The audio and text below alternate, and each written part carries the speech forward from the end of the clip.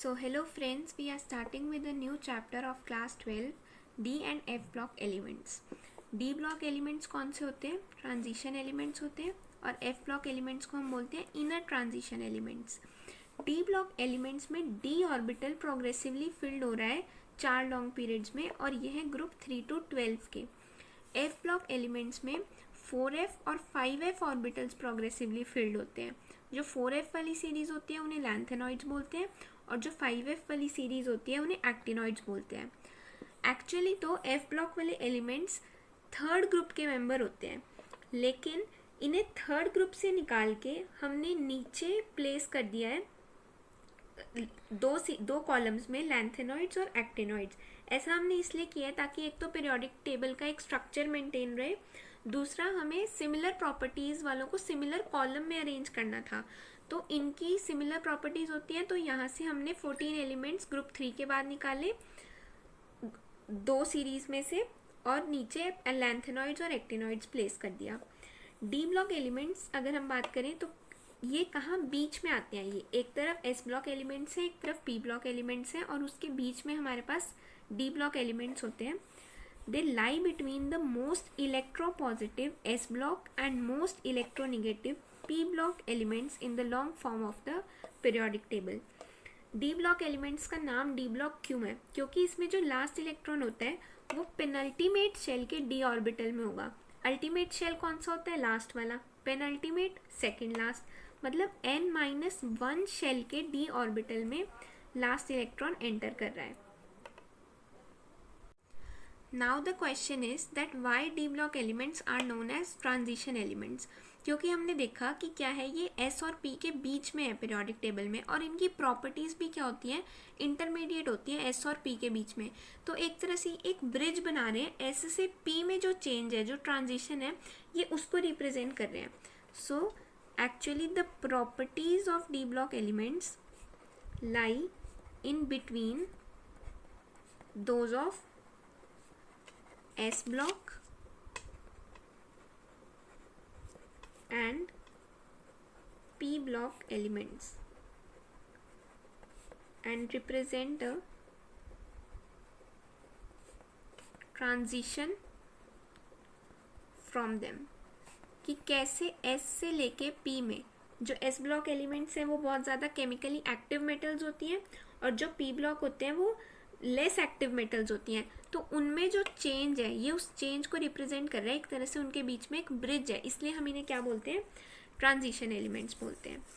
अब ऐसे तो 4 सीरीज़ होती हैं डी ब्लॉक एलिमेंट्स में, लेकिन मेनली हमारे पास जो हमें पढ़नी है, क्योंकि अभी 4th वाली सीरीज़ इनकम्प्लीट है, इसलिए हमें मेनली 3 सीरीज़ पढ़नी होती हैं.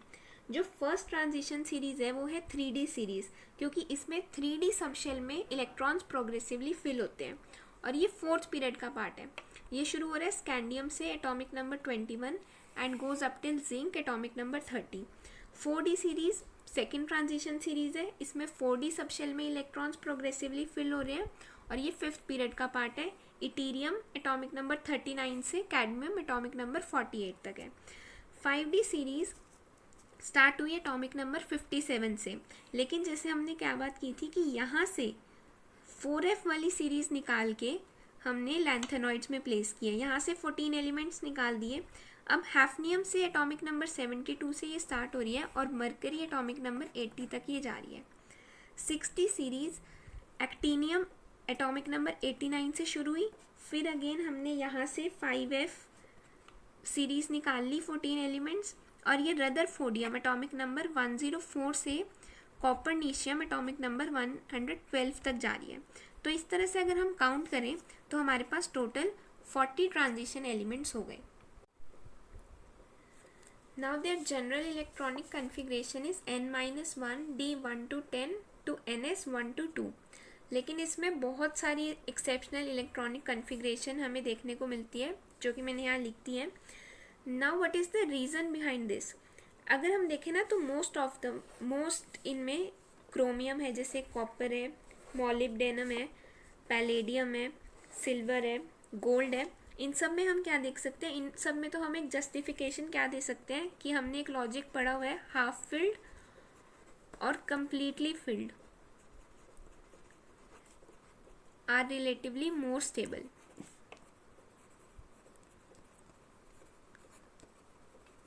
तो यहाँ तो ये लॉजिक हम दे सकते हैं, लेकिन बाकी भी हैं। इनके बीच में रीज़न ये होता है कि जो दो सेट्स होते हैं 3D और 4s, उनके बीच में एनर्जी गैप इतना छोटा होता है कि इलेक्ट्रॉन 3D में नहीं जाता और 4s में चला जाता है। और इसके अलावा बहुत सारे रीजंस हैं, ये एक्सेप्शंस हैं। हम इतना याद रख सकते हैं कि जैसे कुछ कुछ में हाफ फिल्ड और कम्प्लीटली फिल्ड की वजह से ज़्यादा स्टेबल है। इसमें से एक इम्पॉर्टेंट बात यह है कि पैलेडियम ये ओनली ऐसा एलिमेंट है जहाँ पर हमें s में 0 इलेक्ट्रॉन देखने को मिल रहे हैं। This is an important exception. Now transition elements. Transition elements हमने देखा कि नाम तो हमें क्यों मिल गया ट्रांजिशन, क्योंकि वो ब्रिज था उनके बीच में, लेकिन एक्चुअल में इसका मतलब क्या है? ट्रांजिशन एलिमेंट्स में हम कभी भी जिंक, कैडमियम और मरकरी को इंक्लूड नहीं करते। ट्रांजिशन एलिमेंट्स का असली मतलब ये है कि जिसमें इनकम्प्लीटली फिल्ड डी ऑर्बिटल है ग्राउंड स्टेट में, या फिर उसकी जो जनरल ऑक्सीडेशन स्टेट है, सबसे कॉमन ऑक्सीडेशन स्टेट है, उसमें या ग्राउंड स्टेट में इनकम्प्लीटली फिल्ड डी ऑर्बिटल होना चाहिए। अब है क्या कि अगर हम बात करें ग्रुप 12 में, उसमें क्या क्या आ रहे हैं? जिंक, कैडमियम और मरकरी। इसमें फुल D10 कॉन्फ़िगरेशन है ग्राउंड स्टेट में। ग्राउंड स्टेट कौन सी होगी? 3D10 4s2। अगर हम जिंक की बात करें तो यहाँ पे D10 है, फुल है। कॉमन ऑक्सीडेशन स्टेट इनमें क्या होती है? Zn+2 है, कैडमियम +2 है और मरकरी भी +2 है। तो +2 में भी 4s2 वाले निकल जाएंगे, तो हमारे पास बचेगा क्या? 3D10। अगेन ये भी क्या है? फुल फिल्ड कॉन्फ़िगरेशन है, तो इसलिए इनको हम ट्रांजिशन मेटल में काउंट नहीं करते हैं। दूसरी बात, इनकी प्रॉपर्टीज़। इनकी सभी प्रॉपर्टीज़ हम देखेंगे कि एक्सेप्शन है, सिर्फ एक एबिलिटी है इनकी कॉम्प्लेक्सेस बनाने की, वो मैच करती है ट्रांजिशन एलिमेंट से। अदरवाइज इनकी कोई भी प्रॉपर्टी ट्रांजिशन एलिमेंट से मैच नहीं करती है, तो हम इनको ट्रांजिशन एलिमेंट्स नहीं कह सकते, क्योंकि इसमें कंप्लीटली फिल्ड डी ऑर्बिटल होता है। अब हमें क्योंकि एक रैशनल क्लासिफिकेशन मेंटेन करनी है, तो हम इसको पढ़ेंगे तो डी ब्लॉक के साथ ही, लेकिन ये सब एक्सेप्शंस होंगे ट्रांजिशन एलिमेंट्स के। They are not transition elements at all, इसलिए हम इन्हें कई बार नॉन टिपिकल ट्रांजिशन एलिमेंट्स भी बोल देते हैं, क्योंकि हम पढ़ते इसको डी ब्लॉक में ही हैं, लेकिन ये ट्रांजिशन एलिमेंट्स की कैरेक्टरिस्टिक्स नहीं शो करेंगे। Now what general statement we can say from this is, all transition elements are D block elements, but all D block elements are not transition elements. So this was the introductory part of this chapter. In the next video we will start with the general characteristics and trends in D block elements. Thank you.